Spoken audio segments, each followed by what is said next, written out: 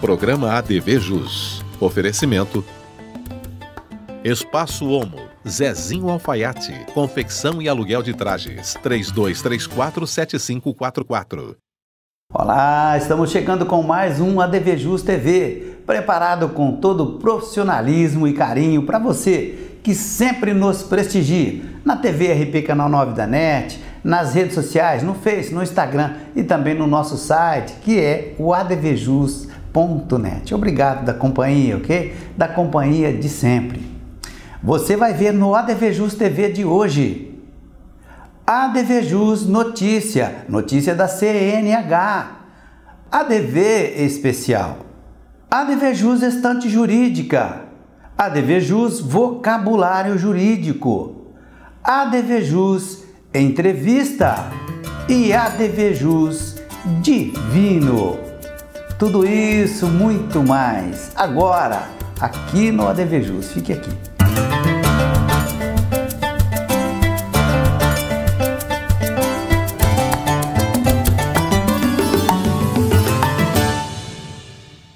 Legal, iniciando o nosso ADV Jus. Gostamos sempre de começar com uma boa notícia, e essa aqui é uma boa notícia para quem está com a Carteira Nacional de Habilitação vencida. Agora, novos prazos para a regularização da CNH.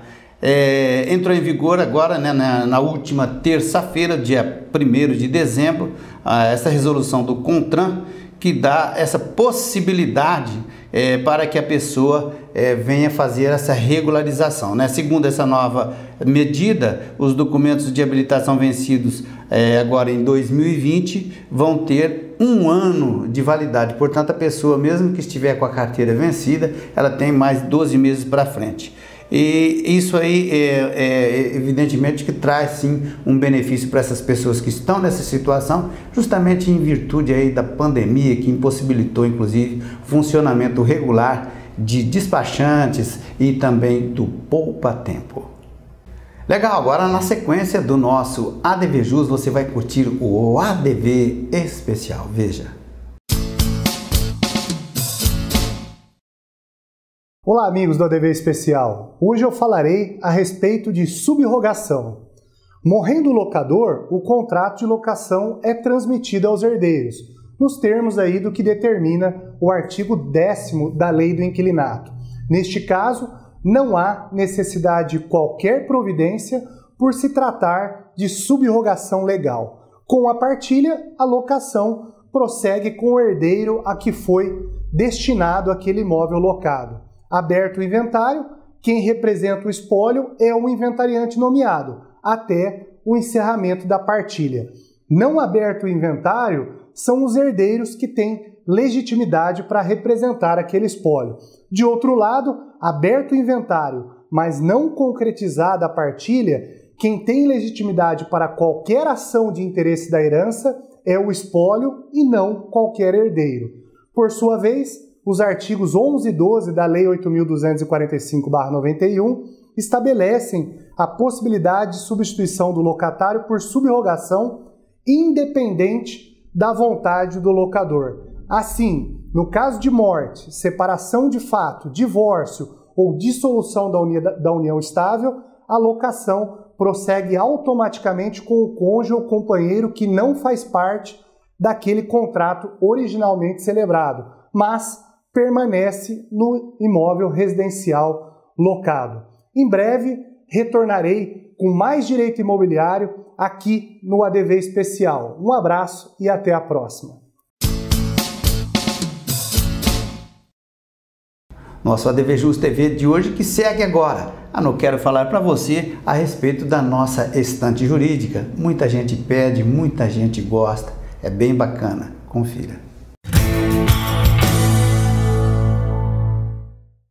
A estante jurídica do ADV Jus TV de hoje destaca a seguinte obra: Manual Prático da Advocacia Previdenciária. O Manual Prático da Advocacia Previdenciária já está na 6ª edição. Autoria Fabiana Fernandes de Godoy, editora JH Mizuno. É mais uma obra para você retirar da estante e conferi-la.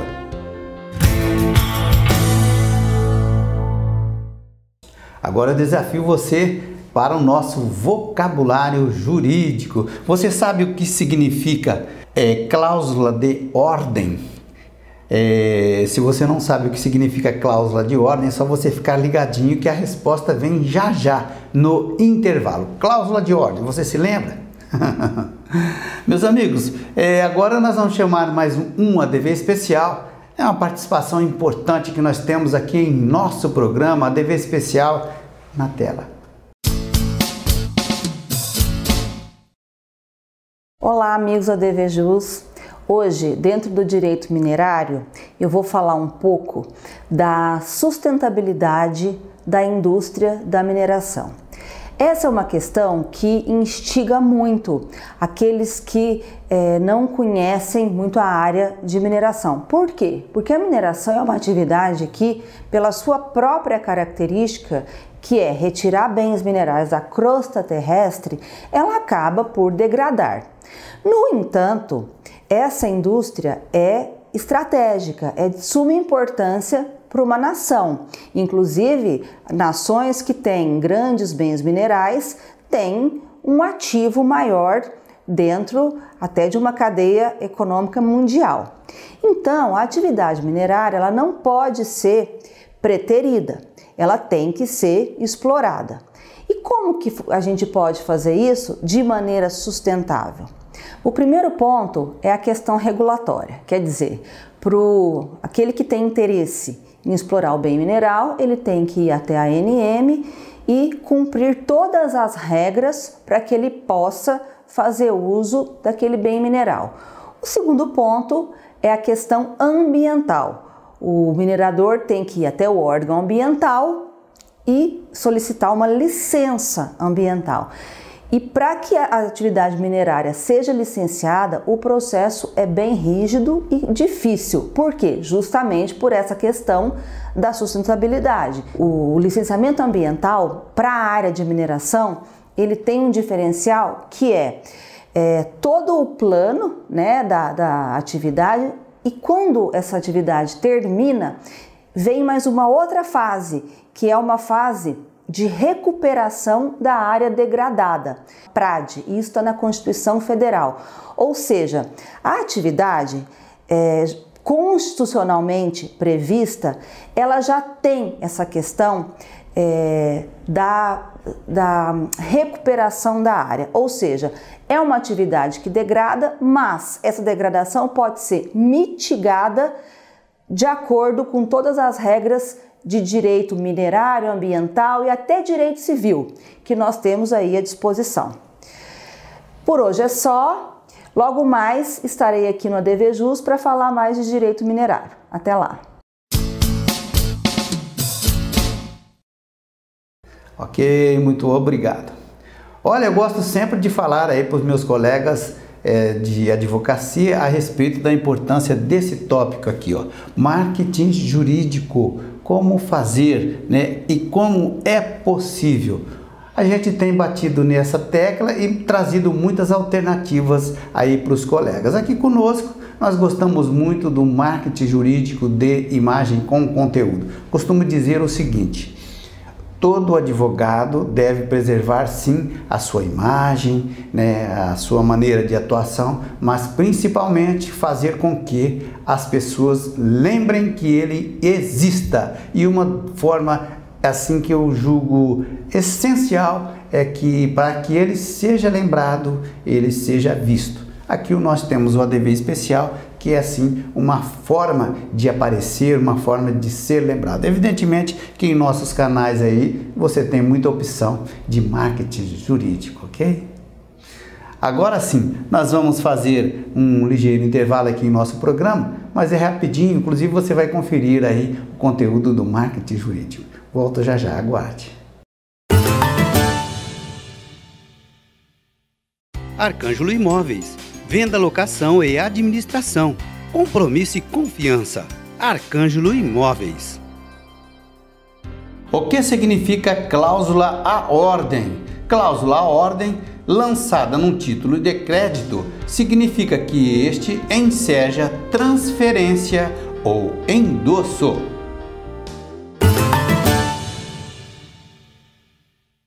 Ok, estamos de volta então com o segundo bloco do ADVJus TV de hoje. Chamo sua atenção agora para um detalhe especial. Olha, nós fizemos uma entrevista muito interessante com o Dr. Renato Toledo. Ele é especialista na área do direito tributário. Realmente vale a pena conferir. Veja aí.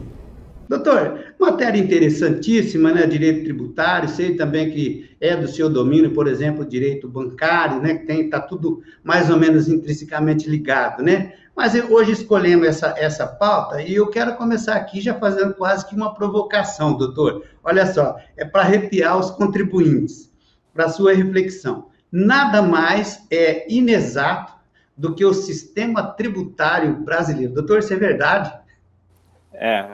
Muita gente acha que o direito tributário é uma ciência exata, né? Tem gente que, não gosto de direito tributário porque é de fazer conta, né? Mas não, é tão humano ou demasiadamente humano, né? Como todos os outros ramos do direito, né? E, infelizmente, o sistema tributário brasileiro ele é muito inconstante, né? Mais até do que inexato.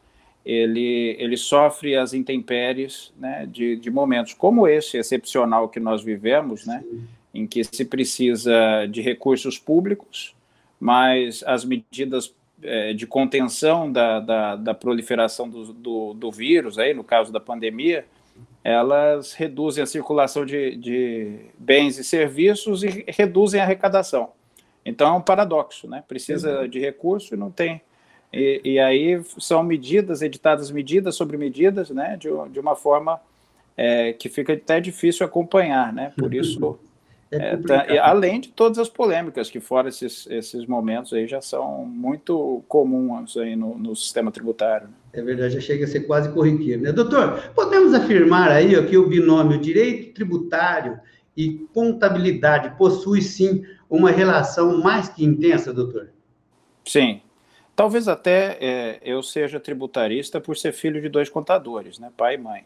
Né? É uma coisa que a gente... É uma linguagem muito próxima, né? Sim. Os problemas, eles surgem, ou quem enfrenta o problema é o contador, né? Quem enfrenta o problema dentro da empresa, naquela disciplina que poucas faculdades têm, que é de contabilidade tributária, né? Ou seja, justamente naquele espaço, né? Naquele campo da contabilidade, que é dado a apurar tributos, porque a contabilidade é medir patrimônio, né? Não é exatamente a apuração de tributos, só que a gente conhece ou recorre a um contador quando precisa saber quanto que vai pagar. E ali surgem os problemas, os nós que algumas vezes precisam ser desatados pelo tributarista, daí essa relação intensa, né? Mas a própria apuração de tributos no Brasil, dentro do direito tributário, ela também é bastante controvertida. Sim, sim. Doutor, justamente aí nesse viés que o senhor falou, né, a contabilidade tributária, apesar da importância, praticamente a gente não ouve falar aí de faculdades que ministram essa matéria. Eu acredito que isso aí é, assim, uma falta acadêmica, justamente pela relevância desse tópico, doutor? De fato, é uma ausência muito sentida. Né, porque o que seria profissionalizante, né, imaginando os bancos universitários como preparando um profissional, né, como preparatórios para um profissional, isso deixa a desejar, porque o que o mercado vai exigir do profissional contador é que ele apure tributos. Né, não só, obviamente, mas talvez a atividade mais árida e a de maior demanda. Certamente. Então, é uma ausência nas grades aí de muitas universidades e muitas faculdades de contabilidade, né? Algumas delas têm, né? Mas, e lembrando também que no Brasil, o nosso modelo ele não tributa só pessoa jurídica, né? Nós temos um modelo que tributa pesadamente a pessoa física também. Verdade. Né? E dificilmente existe uma pessoa física que tem uma contabilidade dela, né? Verdade, é isso mesmo. Doutor, agora, assim, a nossa legislação tributária, né, atual, né, vou fazer o meia-culpa aqui, atende propósitos do legislador ou o senhor acredita que ela, assim, está um pouco arcaica? Assim, a nossa legislação ela foi idealizada, né, pelo Constituinte, né, ela absorveu muita coisa que já existia, então a nossa Constituição ela tem uma série de de improvisos ali para acomodar a legislação anterior, né, para absorver o Código Tributário Nacional que já existia, né, modelos tributários, por exemplo, de tributação de ITBI, né, o ITBI era de competência estadual, a Constituição converte em municipal e isso não é retratado ou não é retificado no Código Tributário, continua no Código Tributário Nacional, continua como se fosse competência estadual, né? Então tem uma série de normas que precisariam orientar, principalmente essas normas nacionais, né? E elas ainda estão paradas no tempo, né? Ainda estão muito datadas, né? Muito fora do compasso e do dinamismo, né? Porque o direito tributário, como ele atua, ele faz essa interface direta com a economia, ele precisa reconhecer esse dinamismo, né, e tratar disso com a mesma velocidade que as coisas acontecem, né? Era o mínimo que se espera, né, doutor? Agora, sim, se a gente trazer um pouquinho para o ponto de vista do mortal, vamos dizer assim, entre aspas, né, do ponto de vista do contribuinte, doutor, qual visão será que a gente pode imaginar que é aquele contribuinte que está ali, inclusive, passando por esse infortúnio sanitário, não vamos dizer aquele grande empresário que a gente sabe também que é difícil para todo mundo, mas o que a gente pode externar para essa pessoa que está ali batucando, tudo que está passando aí, e de repente tem aí esse paredão, né, de implicação tributária pela frente? O que a gente lembra aí, né, a primeira-ministra britânica, Margaret Thatcher, né, lá nos anos 70, final dos anos 70, anos 80, enfim, ela era uma grande frasista. Ela dizia que não existia dinheiro público, era sempre dinheiro do contribuinte, né? Isso não dá para contestar, né? Realmente, e tudo que o Estado é demandado, é exigido, na verdade, é o contribuinte que tem que pagar. Sim. E no modelo que o Brasil adotou, né, é um modelo que já é complexo em relação à partilha de competências, né? Estado, município, União, cada uma com a sua tributação específica, mas às vezes com muito ponto de conflito, né? Às vezes não, várias vezes, né? Com pontos de conflito, de rotas de colisão entre estados, municípios, o problema de repasses e tudo mais, e uma situação forte aí de tributar. A tributação no Brasil, ela acabou adotando, e isso também, não só na Constituição, como eu mencionei, mas na legislação infraconstitucional, ela veio adotando um perfil de tributar mais o setor produtivo do que o capital, né? O que é na contramão dos modelos econômicos capitalistas de outros países aí mais desenvolvidos. Então, o salário é fortemente tributado pelo imposto de renda, pela contribuição previdenciária, né? O consumo é muito tributado, porque o custo tributário acaba passando para o consumidor, né? Hoje em dia existe lá na nota fiscal quanto que você está pagando de tributo. Antes você só sentiu o ICMS que vinha destacado, né? Hoje vem isso. E assim, então essa percepção é muito... ao mesmo tempo que a população demanda os serviços, ela precisa do serviço, ela sabe que no final das contas ela que vai ter que pagar por ela que vai arcar. Ela que vai arcar, né? E eu te pergunto o seguinte, nos modos, né, que estão sendo propostos e sugeridos, né, vão trazer, será que trará aí os benefícios que se espera? Hoje, na forma como ela veio, né, como ela está proposta, tanto os projetos da Câmara, que são muito inteligentes, assim, muito bem elaborados, né, quanto os projetos que vieram do governo, o projeto que veio do governo federal de unificação de PIS e COFINS, que é bem afinado com esse da Câmara e pode ser uma parte dele, né? Eles são projetos que tiram complexidade, que retiram complexidade, diminuem a complexidade. Alguma coisa. E isso já diminui o custo do Brasil. Então, melhora o fluxo de investimentos, as pessoas têm um pouco mais de segurança jurídica para investir. Mas, infelizmente, eles não fazem uma realocação da carga tributária, né? Não retira do setor produtivo e passa para o setor patrimonial e especulativo. Por exemplo, nós temos 3 grandes fontes de arrecadação, né? O setor produtivo, salário e renda, né? Salário, enfim, e consumo, né? O setor a parte patrimonial, né, o tributo que vem sobre o patrimônio, que é o IPTU, IPVA, e esse aí todo mundo conhece bem. Mês que vem já é momento aí de todo mundo se lembrar. Os novos valores. Já estão chegando, né? Esses aí são realmente bem assustadores sempre que chegam, né? Dão aquela... acabam com o 13º, né? Já dão aquele susto. E que é o patrimonial, que ele é linear, ele não tem ele não é cobrado por faixa em geral, né? Raramente isso tem algum degradê aí, né, para patrimônios maiores, né, porque o imposto sobre grandes fortunas não foi instituído, né? E o outro, que é a tributação do capital, do fruto do capital, que hoje é zero, né?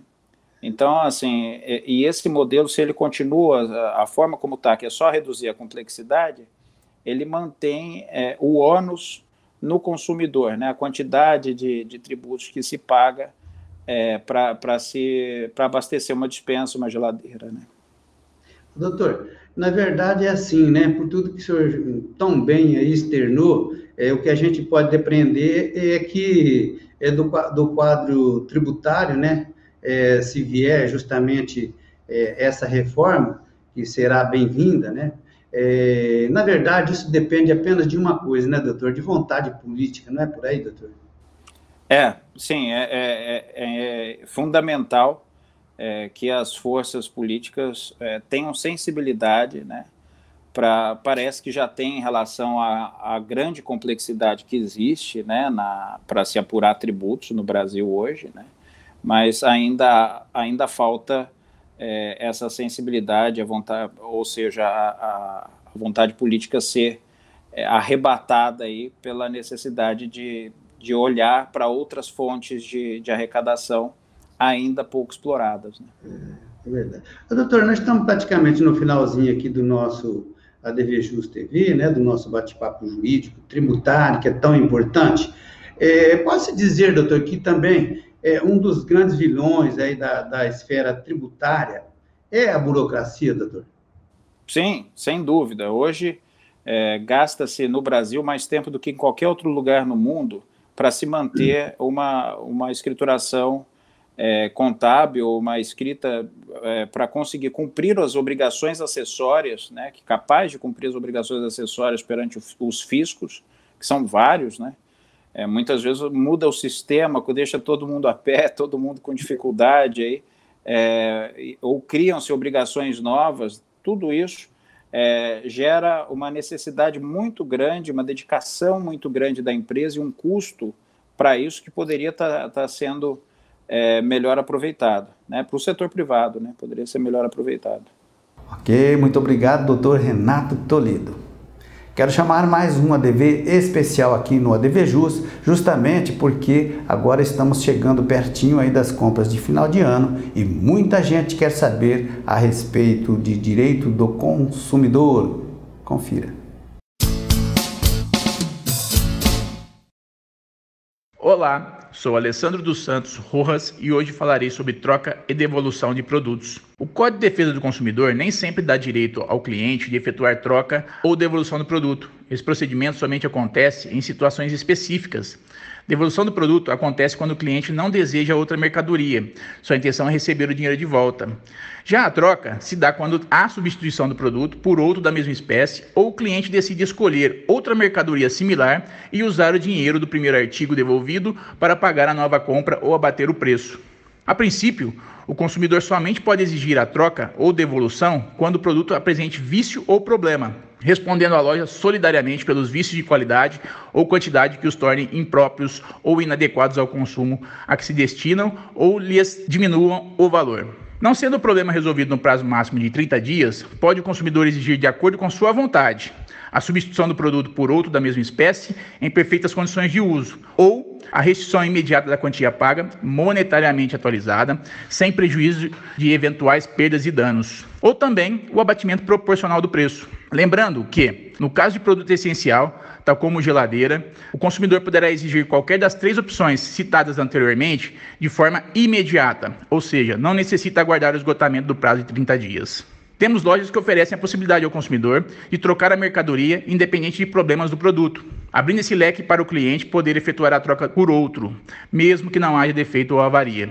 Se a loja oferece tal possibilidade ao consumidor, ela passa a ter a obrigação de efetuar a troca independente de vício do produto. Portanto, fique atento para exigir seus direitos de consumidor. Bem como o lojista deve se manter informado para atender seu cliente de forma adequada e evitar atritos desnecessários com o consumidor para a relação de consumo se desenvolver pacificamente.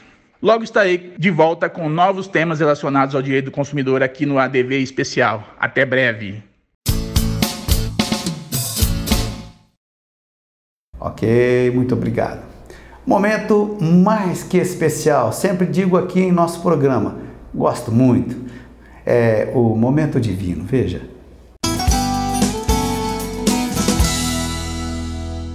Vinho Brezeste Taná 2017, vinho de cor vermelha escuro, no seu olfato aroma de frutas vermelhas, em compota com sutil fava de baunilha. O paladar, sabor framboesa, groselha e cereja, com traços de chocolate. Uva Taná, produzido pela Bodega Brezeste, região Las Violetas, Uruguai. Harmonização, quiche de frango ou galeto assado. Uma delícia! Experimentem! Tchim, tchim!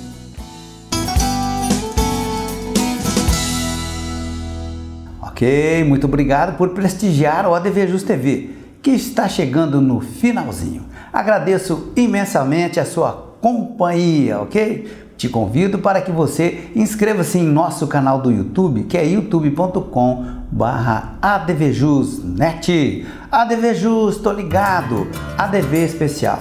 Venha fazer parte você também.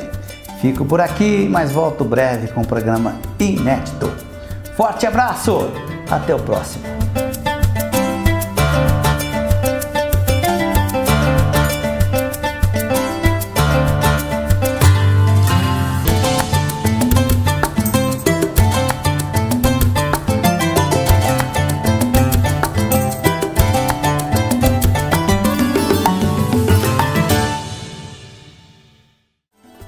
Programa ADV Jus. Oferecimento Espaço Homo, Zezinho Alfaiate, confecção e aluguel de trajes, 32347544.